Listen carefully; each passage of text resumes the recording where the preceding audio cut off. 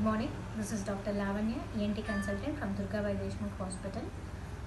Today we'll discuss about the symptoms that are seen in COVID-19 versus common cold.